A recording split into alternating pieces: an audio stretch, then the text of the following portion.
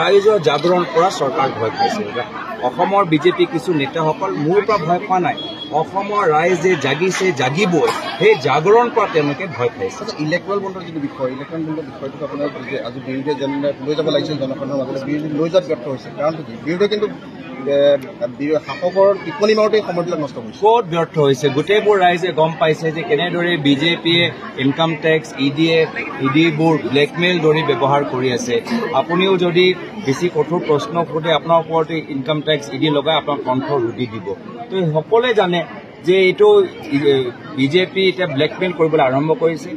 অসমৰ আইসকলক ব্লেকমেইল কৰিছে যে যদি কংগ্ৰেছৰ সভাত গ'লে আঁচনি নাপাব। আজি অসমৰ সাংবাদিকসকলক ব্লেকমেইল কৰিছে যে প্ৰশ্ন সুধিলে চাকৰি যাব। বিভিন্ন ডাঙৰ ডাঙৰ উদ্যোগপতিক ব্লেকমেইল কৰিছে কি যদি কংগ্ৰেছক সহায় কৰে, আমাক নকৰে, তেতিয়া ইনকাম টেক্স পঠাই দিম। এইটো এটা ব্লেকমেইল কৰিবলৈ আৰম্ভ কৰিছে আৰু এইটো এটা অত্যাচাৰ, যাৰ কাৰণে মানুহে আৰু মানুহে এতিয়া এটা ভয় যে আগতে বহুত দিনৰ পৰা, বহুত বছৰৰ পৰা অনুভৱ কৰিছিলে। আজি আমাৰ মঞ্চত আহি অলপ মুকলি এটা আকাশৰ তলত আজি এটা সাহস পাইছে। দিয়া দিনত সকলো ওলাই আহিছে, সকলো সহযোগত আজি আমি এইখন নিৰ্বাচন জিকিবলৈ গৈছো।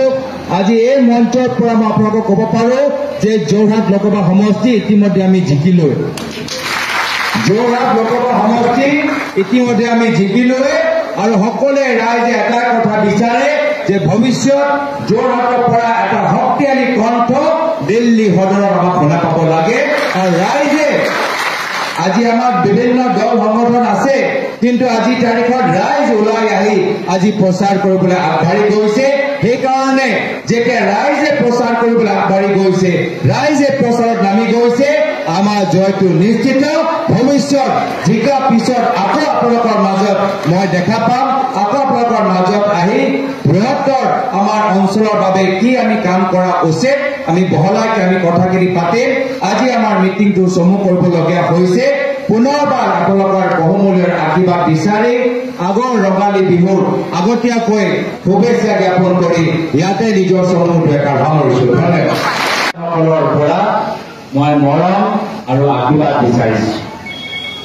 আপোনালোকৰ মৰমত ইমান শক্তি আছে যে বিজেপি চৰকাৰৰ কিছু মন্ত্ৰীসকলে যিমান চেষ্টা কৰক বা নকৰক, আপোনালোকৰ মৰম পোৱাৰ পিছত যোৰহাট লোকসভা সমষ্টিৰ ভিতৰত আমাৰ জয়টো নিশ্চিত হ'ব।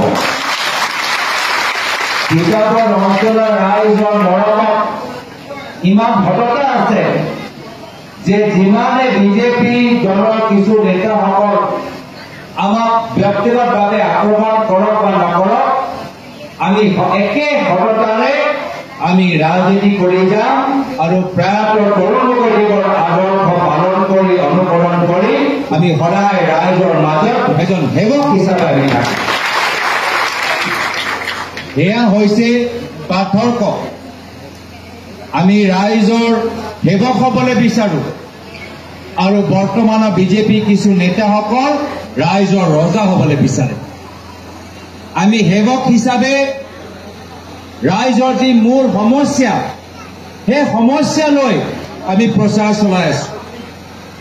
যাতায়াতৰ মূল সমস্যা, আজি বিভিন্ন বাগান অঞ্চলত এতিয়াও যে আমি খোৱা পানী ভালদৰে পোৱা নাই, সেয়া সমস্যা। যুৱকসকলে আজি নিজৰ কলেজৰ ভিতৰত লাইব্ৰেৰী পোৱা নাই, সেয়াটো সমস্যা। আমি কলেজৰ লাইব্ৰেৰী লৈ, বাগানৰ ভিতৰত খোৱা পানী লৈ, আমাৰ বজাৰৰ ভিতৰত মূল্য বৃদ্ধি লৈ আমি প্ৰত্যেকটো সমস্যা লৈ আমি মাত মাতি আছো। আজি আমাৰ এটা কল্পনা যে ভৱিষ্যত যেতিয়া আমাৰ চৰকাৰ আহিব,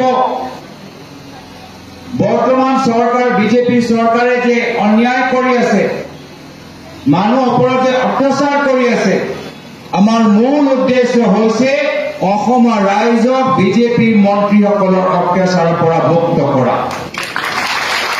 আপোনালোকক মুক্তি দিবলৈ বিচাৰিছো।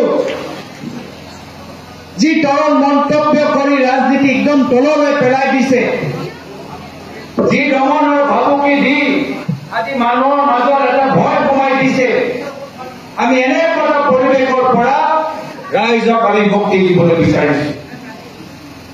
আজি ৰাইজ আমাৰ পৰা আশা কৰে যে আমি মানুহৰ মাজত থাকিব লাগিব, আৰু সেইকাৰণে মই চবকে আহ্বান জনাইছো যে আমালোকৰ হাতত বেছি দিন নাই, মাত্ৰ 15-16 দিন আছে। এই 15-16 দিনৰ পিছত নিৰ্বাচন আহিব।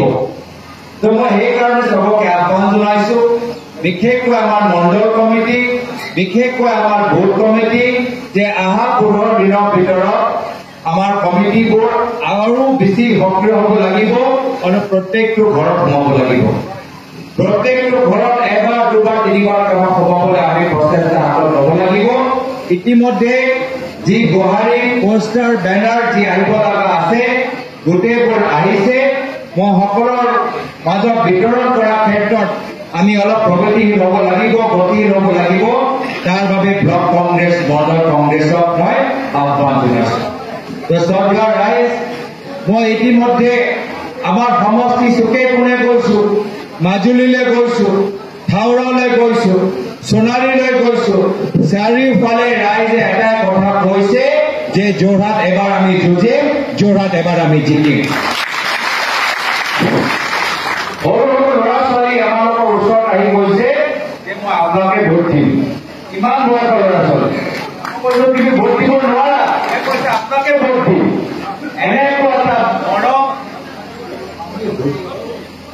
এনেকুৱা এটা মৰম, এনেকুৱা এটা শ্ৰদ্ধা, এনেকুৱা এটা আৱেগ আমি ৰাইজৰ মাজত আমি দেখা পাইছো। সেইকাৰণে আজি ৰাইজৰ মাজত যে মৰম পাইছো, ৰাইজৰ পৰা যে আশীৰ্বাদ পাইছো, তাৰ বাবে মই চবকে ধন্যবাদ জ্ঞাপন কৰিছো, চবকে মই কৃতজ্ঞতা জ্ঞাপন কৰিছো। মই বিশেষ আৰু ডেভেলপ হ'ব লাগে মই নাভাবো। আজি আমি এটা সৰু নিৰ্বাচনী গীত আমি প্ৰস্তুত কৰিবলৈ বিচাৰিছো। আমাৰ যুৱ কংগ্ৰেছৰ ইয়াত দেৱাংগ হাজৰিকা ডাঙৰীয়া আছে। মই যুৱ কংগ্ৰেছক আহ্বান জনাইছো যে আমাৰ নিৰ্বাচনী গীত ৰাইজৰ মাজত তেওঁলোকে বজাবলৈ আগবাঢ়ি যাওক।